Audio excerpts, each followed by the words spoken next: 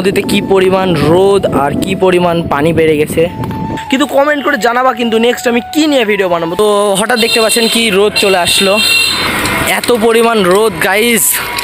তোর এত রোদের ভিতর নদীর ধারে চলে আসলাম, দেখতে পাচ্ছেন নদীর ধারে কি পরিমাণ রোদ, আপনারা দেখলে বুঝতে পারবেন। হে গাইস, আসসালামু আলাইকুম, welcome to my new blog. তো গাইস সবাই কেমন আছেন? সবাই আশা করছি সবাই অনেক ভালো আছেন, আমিও ভালো আছি।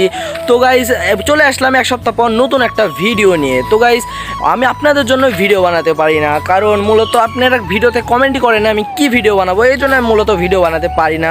তো চলে আসলাম এক সপ্তাহ যেহেতু হয়ে গেছে, তো একটা কিছু না কিছু তো ছেড়তে হবে, আপনাদের সাথে একটু কথা বলতে হবে, এই জন্য চলে আসলাম একটা নতুন একটা ভিডিওতে। তো আজকের ভিডিওতে কোনো প্ল্যান ছিল না, আমি বলতে গেলে সারাদিন ভাবি আমার কি ভিডিও বানাবো, কিন্তু কোনো কিছুই ভাবতে পারি না। তো তাও ভাবলাম একটা ছোট্ট একটা কিছু বানায় ফেলি, না হলে তো চ্যানেলে কিছু না ছাড়া হলে আপনারা মনে করবেন আমি হারাই গেছি। তো সেই জন্য আজকেকার একটা ভিডিও করা।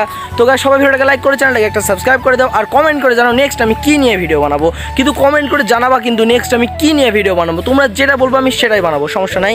তো আজকেকার ভিডিওতে মূলত কোনো কন্টেন্ট নাই, তো ভাবলাম একটু নদী থেকে বেড়ে আসি। তো আমার আমার সেই নষ্ট গিয়ার সাইকেল নিয়ে আমি এখন নদীতে যাব ঘুরতে, মানে ঘুরতে মানে নদীতে যাবো আর আসবো, মানে খালি ভিডিওটা যেন হয় এটার জন্য। তো গাইস চলেন ভিডিওটা শুরু করি। গাইস আমি এখন যাচ্ছি, আর আমার সাইকেলে এখন অনেক সমস্যা হয়ে গেছে। আপনি তো প্রথম ভিডিওতে দেখেছিলেনই আমার সাইকেলে কত সমস্যা। তো আমার সাইকেলে না ঠিক করার কারণে আরও অনেক সমস্যা হয়ে গেছে, দিন দিন সমস্যা বাড়তেই চলেছে, কিন্তু আমি তো ঠিক করতেই পারছি না, কারণ আমার কাছে এখন টাকা নাই। তো কিভাবে এখন আপাতত আমি এখন টাকা একটু ম্যানেজ করে তারপর আমার সাইকেলটা আবার ঠিক করব।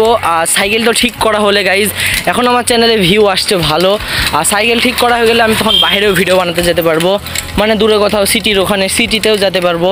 আর আমার সাইকেলে তো এখন আমার যে পরিমাণ সমস্যা, এখন যদি আমি সিটিতে ভিডিও বানাতে যাই তাহলে ভাই আমি যেতে পারবো কিন্তু ফিরে আসতে পারবো না, কারণ আমার সাইকেলে যে পরিমাণ সমস্যা আপনারা শব্দটা দেখে বুঝতে পারবেন।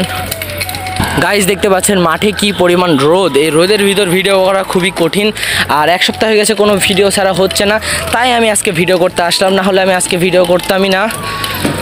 তো আপনাদেরকে কিছু একটা তো দিতে হবে ভিডিও, আর ভিডিওতে ভিউ আসুক আর না আসুক আপনাদের জন্য ভিডিও বানায় যাবো ইনশাল্লাহ। গাইস এর আগের ভিডিওতে আমি রাস্তা দিয়ে নদীতে নিয়ে গেছিলাম, আর ওই রাস্তা তো আপনারা চিনেন, তো ভাবলাম আপনারা তো আবার ওই সেই রাস্তা দেখতে লাগলে বোর হয়ে যাবেন, তাই ভাবলাম একটা অন্য রাস্তা দিয়ে নদীতে নিয়ে যাই।